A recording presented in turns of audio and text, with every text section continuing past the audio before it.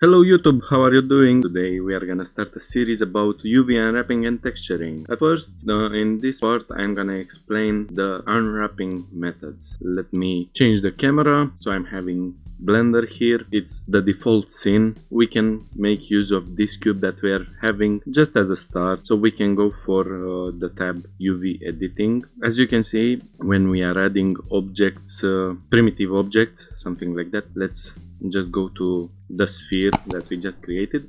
They are already unwrapped in the best way, just like that. But let's say we are not having it unwrapped, so we can go for smart UV project, which is gonna try to unwrap in the best way possible. Like, that's how it's unwrapping for the moment the cube. We are having 6 sides which they are unwrapped like that. We are gonna have some empty space, and mostly when we are unwrapping we want to make use of everything here. Let's say this is pretty good, but what we are missing, we need some space for the islands to overdraw for them, because wherever we are having a seam into the model, that's gonna be slightly visible when we texture it. So we wanna add some island margin. In this way, when we are painting, we are gonna also be able to paint over. Like, let's also bring Suzanne so we can see better what smart UV unwrapping is doing. So Suzanne, it's also already unwrapped. It's pretty good unwrapped, but we can go also to see how smart UV projection is doing. So we do smart UV projection, an angle of 89, it's the maximum, and by the way the angle is set, it's gonna take more of the islands or less of the islands. It's just based on the angle of polygon where it's. So if we are setting it to 0, or let's say 1 degree, it's gonna make the islands together for the polygons that are not exceeding a difference more than 1 degree. In our case, every single polygon it's having a difference more than 1 degree, so every single polygon it's unwrapped on its own way, something like this. When we are going for 89, which is the maximum of the degrees, now we can see that there are more polygons together unwrapped. But sometimes that's gonna make also some problems for us. Like, if we are going to select overlap, we can see that these islands here are going to be overlapped. If we are going for light map pack, here we have to think about how the size of the image is gonna be, and it's gonna be a square, so we have to think about dimensions into squares. So 1024, that's gonna be y-axis, and on x-axis.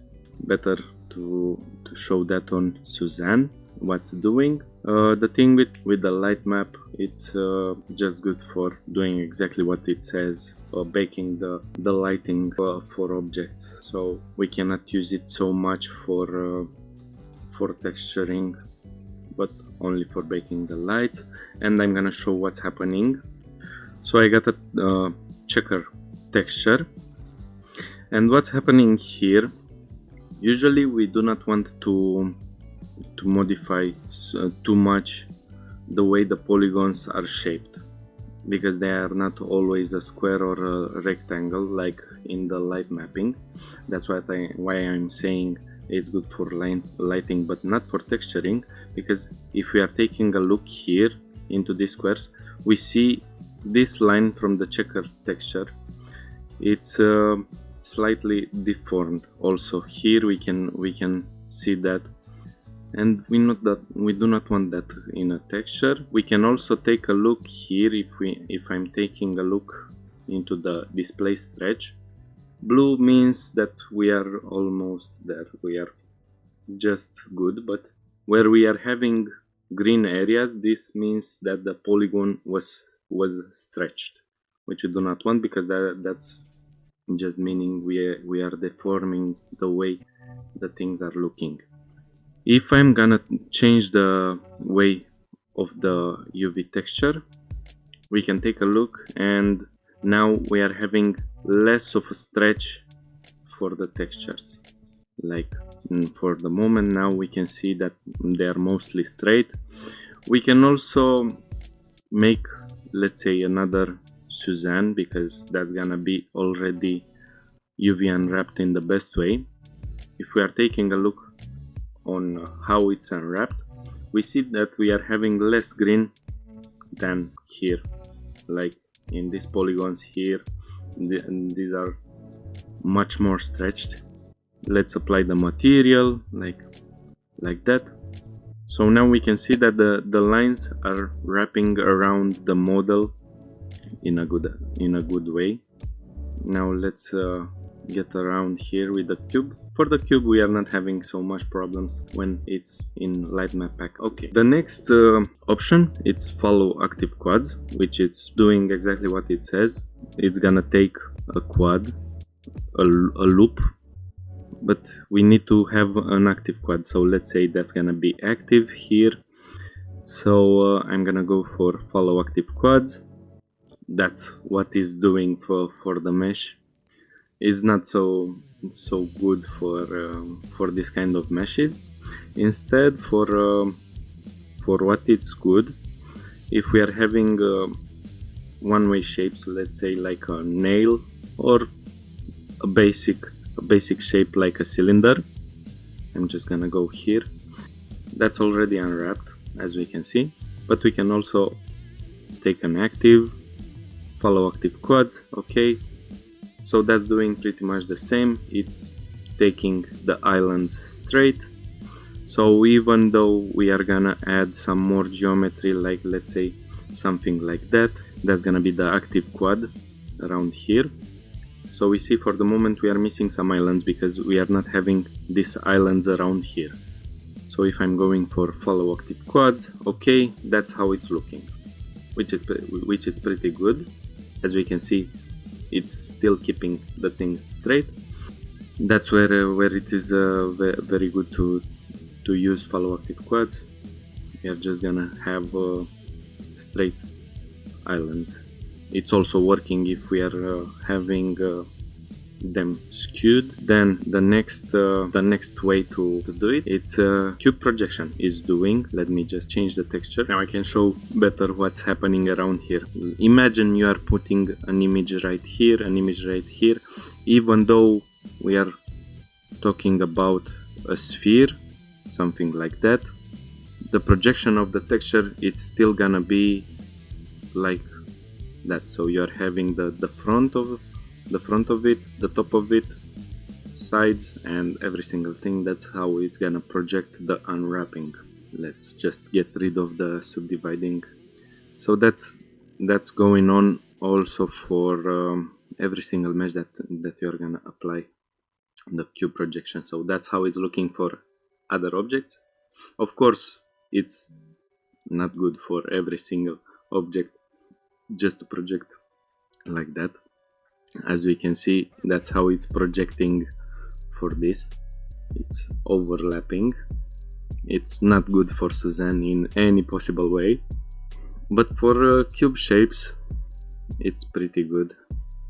And also for the shapes that you are wanting to just overlap, where it's a repetitive texture, you can use it. Then we can go for the next one, which is cylinder projection. And what cylinder projection is doing is just as with cube projection, it's projecting the UVs as for a cylinder. So it's taking every single face. Let me just go right around here. I'm gonna put the material checker just like that. So cylinder projection, that's how it's doing. The downfall of it, the downside of it, is that for the top parts you just need to solve that after, because that's how it's projecting it. And the direction, it's pretty important. Like if I'm staying and looking at the mesh just like that, that's how it's gonna project. But if I'm going to y-axis and then press again cylinder project, that's gonna be straight. That's how we want to look at it. But we can change that from, let me just project again, so we see that's curved around. Here in the direction, if I'm going to align to object, that's gonna do pretty much the same thing as I'm just looking into the y-axis or x-axis into the orthographic view. It's gonna stay straight. Poles, that's gonna just invert the poles. Maybe that's gonna be much more visible when I'm doing something like that. So if I'm changing the poles, it's changing from y-axis to x-axis, so even from here or from here, something like that. It's hard to explain somehow. Then we have clip bounds, which it's just taking, like as we can see now, the UV texture, it's going outside of the square, so outside of the texture, which is meaning that's gonna repeat afterwards. Instead, we can just clip it, so the extra polygons here are just gonna align right on the edge around here, something like that. But we can also check scale to bound, and scale to bound is doing exactly the other thing. So like we are having the texture which is exceeding the rectangle that we are having, scale to bound is gonna scale the whole projection of the UV unwrapped model, and is gonna scale it to fit right exactly into the square. So all the polygons into the model are gonna fit into the texturing area, something like that. The way we can look at it, it's like, let me just reset the thing, something like that. That's what I'm saying. So that's how the cylinder projection, it's seeing the things. So you are gonna project an image from every single part here, and it's gonna just take them together. So you're having one here, one here, one here, and so on. Then the other way of projecting, it's sphere projection, and this also it's depending on how you're looking into the object. And it's a pretty good projection for a sphere. Let's just bring a sphere around here like that. I'm gonna put the same material just like that, and for the moment, if we are taking a look, we are having it unwrapped in the best way. So that's how the whole texture is fitting into the sphere for the moment. But if we are going for sphere projection, that's how it's looking. Again, the problem with the sphere projection, as with the cylinder projection, the top parts, the triangles around here, are gonna be messed up, so you have to unwrap them separately after you unwrapped the whole sphere. If we are taking it to align to object, we can see these areas are straight, but exactly where I said the triangles here, they are just messed up, so we need to avoid them and then unwrap them separately from the other polygons. As we can see, we are not having so much stretch for it. It's just pretty good for a sphere. That's how it's taking. So we can take a look, get rid of the UV map. So as we can see, that's how it's looking at the object. It's just projecting for 360 and 360 the image. It's taking them together, but exactly where we are having the triangles, as we can see, the texture is not staying as it is. We cannot see the X around here, so that's why we need to unwrap it separately. Then what we can use also, sometimes it's good, let's say we want to project from a texture that we are having into an image, project from view. What project from view it's doing, it's like is like exactly what it says. So as we are seeing the sphere, so if we are seeing from here the sphere and we click project from view, that's exactly how it's gonna unwrap the model, which in this case it's just gonna display the texture from the image pretty good, exactly where it is. Like, so we are seeing the texture here on this side of the view exactly as it is on the image, but in the rest of the parts it's just not so good.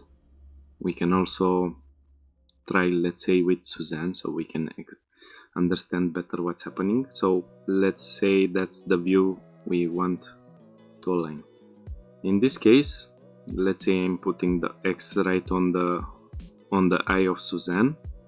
So the texture is pretty good from this perspective, but then we are having here a line which we do not want, right around here, let's say, and also that's how it's looking on the other side.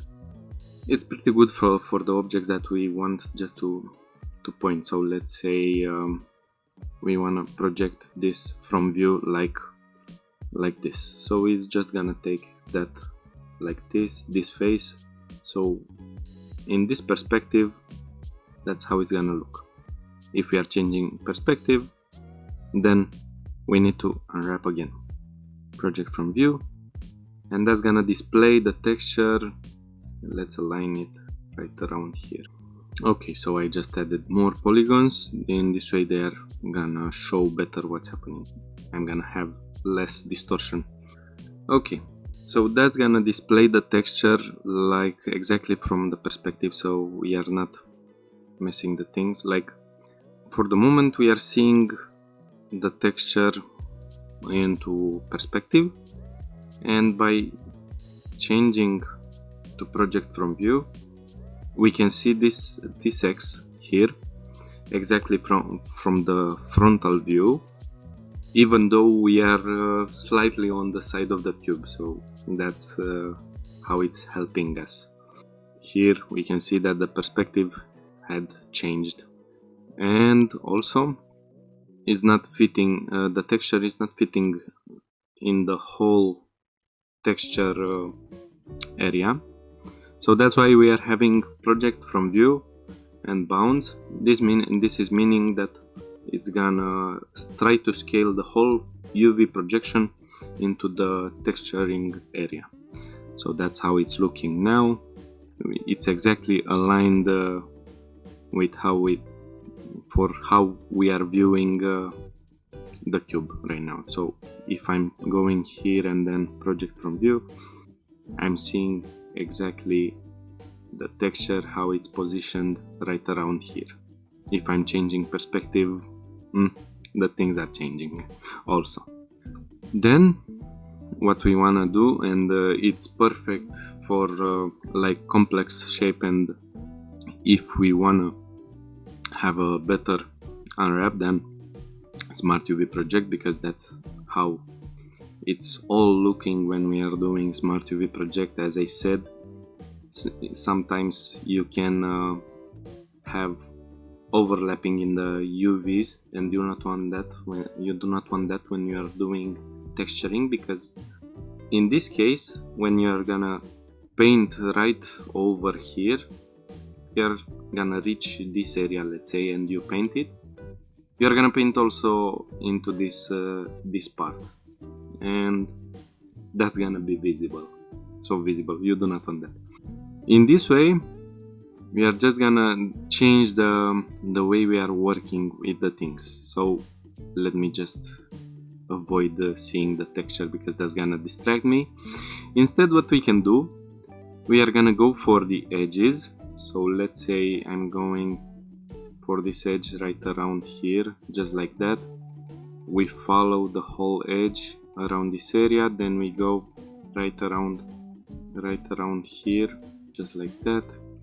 Let me get rid of the other Suzanne, something like that. Then if I'm pressing right click, I'm having here mark seam, and what's that gonna do? Let me just select the whole thing here, and then if I'm clicking unwrap, that's how it's gonna unwrap the model. The seam, it's just telling Blender where there is a cut in the UV. So Blender afterwards is gonna try to just flatten the whole thing by where it was, where I told that we are gonna have a separation into the texture, which is pretty good. We can establish where we want the seams to go, and a pretty good rule, you want just as less seams as possible for a model, because every single seam it's gonna make it's gonna be slightly visible. So we do not want a seam for every single polygon, even though if we are doing something like that we can make use of the whole texture area. But afterwards we are gonna see an difference for the margins, for the edges of every single polygon, and we do not want that. For the moment, if we are taking a look, because I am still having display stretch active, we can see that there is a stretch right around here where we are having the nose area, also here, and in this area we are just having an uneven scale. We can take a look by putting the other checker texture back. Okay, so I'm having the checker texture here. So the reason we are using this kind of a texture when we are unwrapping a model, it's because in this way, with this kind of a texture, we can see exactly if the scale for all of the polygons around the mesh, it's uniform, because we want every single island to have the proper scale with the other one, in a relationship with the other one. So we do not want, let's say I'm gonna have this like here, let's select every single thing. So we do not want to see something like that. This is exaggerated, of course, but we can see that here we are having a display for the scale, something like that, and then the texture here is just much smaller, which is meaning that we are taking too much space with the eye, and the rest of the texture is just too small. We want the whole thing to be uniform, as in this way we are gonna paint the whole thing uniformly. We are not gonna have something like, you're just gonna try to paint Suzanne, and then you see that the texture here on the ear is just so much pixelated. We can see here, that's exactly the area. Let me just select every single thing. That's exactly this area, I guess. That's the ear. As I said, we are having a scaling ratio error here, something like that. So in this way we are seeing what I was talking about. Here we are seeing just pixels, and here we are seeing much more details. So when we are scaling, let me just unwrap again. Now the eyes are having the same scale as the texture. We can see that the way the lines are staying here, they are pretty much the same scale as here. But we can play more with it because we didn't finish. One seam line is not enough for unwrapping. Instead we need much more, so maybe I'm gonna add one here in the middle. So I'm separating the whole thing, but I want to separate it in the other way, something like that. Okay, so I'm taking this line here, right click, mark seam, something like that. Then we select the loop around the ear, something like this, mark seam, maybe something like that. Okay, so then we can take a look how we unwrapped the whole thing. So that's the ear that we unwrapped. We can every time take a look how we unwrap the thing. Then we can see what's happening. So for the moment now we see the difference from this here, which it's just pixelated, it's bigger and bigger. Now that's looking just better, and that's what we are gonna do for the whole thing. So wherever we are seeing we are having a problem, we just make a seam. Like let's say here I'm gonna add another seam, which it's gonna display the area around here, is gonna make a cut, something like that. Then maybe we can separate the nose area. I'm just gonna take the whole edge loop around, something like that. Then I mark the seam. Maybe I can select this area around here, just like that, mark seam. Then I unwrap again. As we can see, the nose area just disappeared from here. Now instead is right around here, which it's displaying much better. We are having the ear around here. And the good thing with this method, it's much more work, but it's much better because you are doing the islands as you like them. They're just gonna display much more better. Let's say you wanna put another seam around here. You choose where you put your seam, where you think you're doing better. But sometimes, like you can see here, I've added a seam, and that's how it's looking when I unwrap. So that's not a good seam. That's what's happening sometimes when you cannot add seams wherever. It's just testing to see where it's looking better, where it's not, until you find the best way to display the UV projection. That's the good thing with this method. You have full control over how the UV texture is gonna look, and then you can make sure that you are not having any overlap. As you can see here, if I'm pressing select overlap, we are not having any overlap for the moment. If I'm putting back the seam around here, mark seam, let's say, something like that, then UV unwrap, I unwrap. That's how the whole thing is looking. It's obvious that the unwrapping is just looking awful, but also Blender is gonna tell us if we are taking select overlap. Blender is gonna tell us that here some things are going just not so good. And that's pretty much everything with the UV unwrapping. Of course, you can always reset. If you are not liking something and you wanna start over, you just click reset and it's gonna reset everything. Copy and paste UV, that's gonna just work for the same objects if you're having them. Like let's say you're having this UV texture, let me just enable, and this UV texture, let's say you want to copy the UV texture from this. So we are gonna go to copy and paste. So I'm going to copy and paste UV, copy, then here I'm selecting every single thing. That's how the UVs are looking for the moment.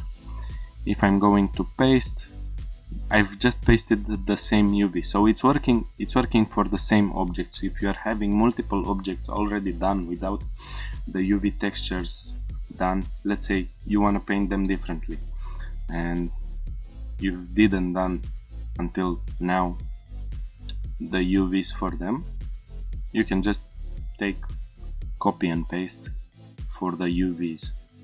Now if I'm going to paste the UVs for this, Blender is gonna tell us also some faces are different. It's not gonna work for different objects. Maybe it's gonna work if they are having the same amount of polygons. That's gonna trick Blender, maybe. I do not know exactly, but it's just best to stick with the same objects. So it does not matter how many Suzannes we are having. If we are having one UV unwrapped differently, we can just copy and paste it to the next one. Flip, that's gonna do exactly what it says. Mirror UV, it's just gonna mirror the whole UV. So what's what we are having in one side, it's gonna be on the other side also. And that's good. Like, let's say you wanna paint only one side, and you're gonna have from the way the textures are made, the UVs are made, you are just gonna paint off on both sides in the same time. As we can see here on this black line, the things are mirroring perfectly on the other side, which is pretty good if you are not wanting to put differences, asymmetric textures. It's pretty good. It's also much more efficient than this, because in this way here, if I'm just selecting everything, then go for back islands, that's how it's looking. So this is meaning we are more efficient with the space. We are just taking less space because we are taking only half of the model, instead of like I unwrap here, and that's how it's looking. The islands are much more smaller, which is meaning that we are having less pixels to paint. But in this way, all the things are different. Like, let's say here you wanna add some red or something when you are painting, that's not gonna repeat here. Here you can add something like that. So that was the first part. I do not know when I've got to 40 minutes of explaining. Hopefully this tutorial was helpful for you. In the second part, I'm gonna talk about masking and how we can use texture painting just to create one mask, and with that mask we can make a lot of art. You're gonna see. Stay tuned. Please like the video, subscribe to the channel if you wanna see more, and comment if you are having any questions. That was for the moment. Bye.